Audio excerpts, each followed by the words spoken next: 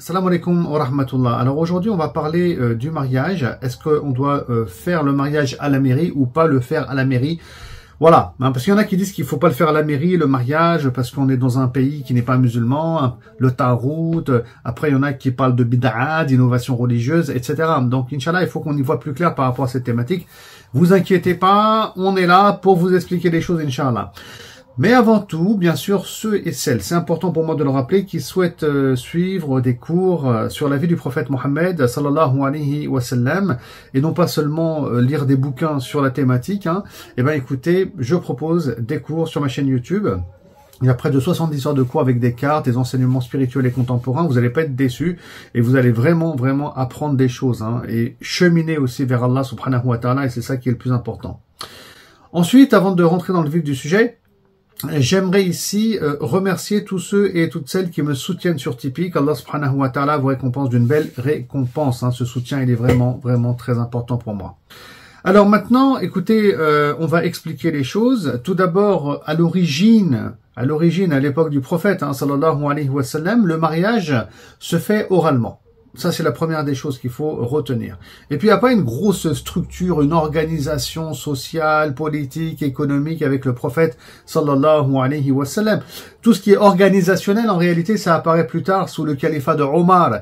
Il va mettre en place ce qu'on appelle des registres d'état civil et autres, ce qu'on appelle des dawawin. Il reprend un peu le système, si vous voulez, un peu social, si on peut dire les choses ainsi, qu'on retrouve chez les Byzantins au nord. Donc voilà ce que fait Omar. Alors à l'époque du prophète, voilà, non, il n'y a rien de très carré, de très structuré, c'est oral. Donc déjà quand on se marie, il faut un consentement, on se met d'accord sur le mahar, le montant de cette fameuse dot entre guillemets, c'est pas forcément une bonne traduction. Il faut des témoins. Voilà, on fait un peu de bruit pour savoir qu'il y a un mariage, et puis le sujet s'arrête là en fait. Il faut même pas un imam, rien, c'est pas complexe, c'est très simple un mariage à l'origine.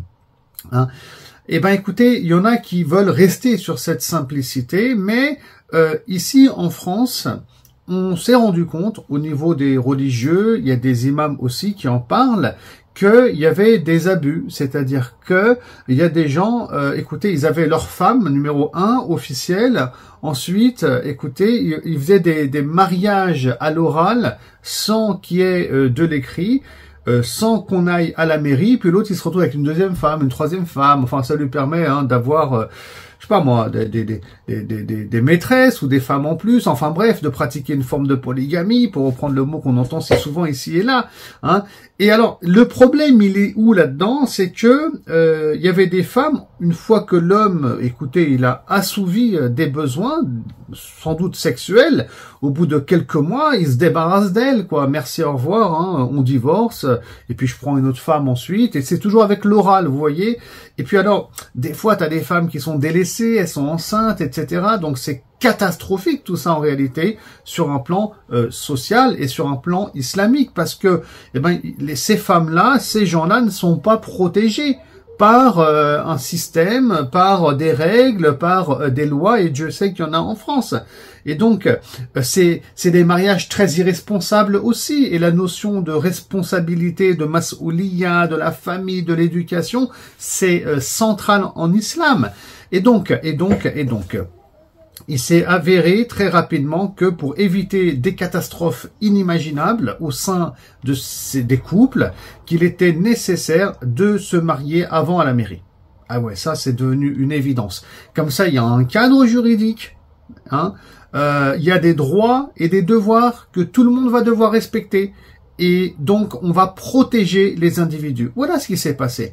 Ensuite, il est aussi important de rappeler que l'État français, aussi a obligé les imams à aller dans ce sens. C'est-à-dire qu'il est interdit pour un imam en France, sachez-le, un religieux, de marier deux personnes religieusement, c'est-à-dire oralement, maintenant que vous avez compris, sans être passé avant à la mairie. Bon, ça c'est le rôle du pouvoir politique, on l'entend et on le comprend, mais juste ici, donc j'informe ceux qui m'écoutent de ce qu'il en est en France aussi, et il faut quand même le comprendre.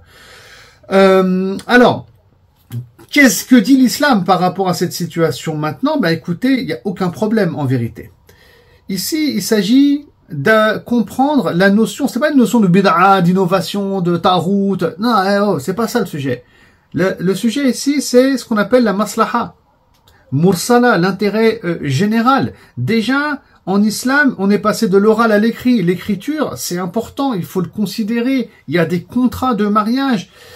Donc il y a un aspect donc civil très important, fondamental même, hein, dans le mariage. Donc il faut clarifier les choses et il faut les mettre par écrit. Donc ça, pour protéger les gens, ça c'est très important. Donc on va pas rejeter ça, surtout que y a rien qui va à l'encontre de l'islam. Au final, il y a rien qui va à l'encontre des fondements de notre religion, des finalités de notre religion, hein. Et c'est pas un souci en fait, faut bien le comprendre ça, parce que même à l'époque de Omar, si vous voulez, j'aimerais que vous compreniez cet exemple-là. Il y a eu Omar ibn al-Khattab, il s'est prononcé sur le divorce. Vous savez, le divorce, quand quelqu'un il divorce 3 fois de suite, en une fois. Genre, il dit je divorce avec toi, mais à 3 reprises, dans un seul contexte. Alors, les savants ont soulevé la question, est-ce que ça équivaut à 3 divorces carrément, ou est-ce que ça égale les 3 divorces comme il y avait qu'un contexte qui l'a dit parce qu'il est énervé en une fois? Est-ce qu'on le compte comme un divorce seulement? Bon, eh ben écoutez, à l'époque du prophète sallallahu alayhi wa sallam, eh ben ça comptait pour un divorce.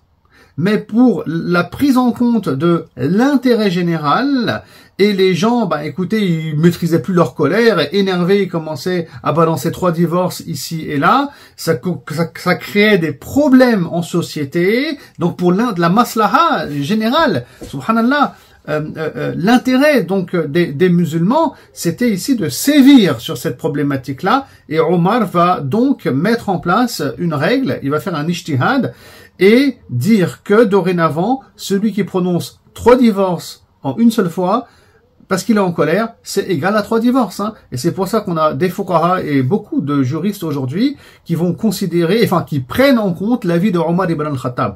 Et ça, c'est qu'un cas. Il y a plein de cas en islam où Omar, donc, il a changé les choses, il a, enfin, je dirais pas, oui, amélioré les choses, à la lumière du contexte, à la lumière du réel. Et puis on peut ça, tant que ça ne vient pas, je répète, contredire les fondements de notre religion. Et donc ce mariage civil, eh ben écoutez, c'est un khair et c'est un bien, hein, parce que on vit en société en France et on peut pas vivre en marge de la société. Ça, en islam, c'est pas bon parce que du coup il y a plus de droits, il y a plus de devoirs et c'est pas ça la vision, encore une fois, islamique. Barakallahu fikum, j'espère avoir été assez clair à travers cette vidéo, hein, afin que vous puissiez comprendre la thématique. Je vous dis à très bientôt. Salam alaikum wa rahmatullah.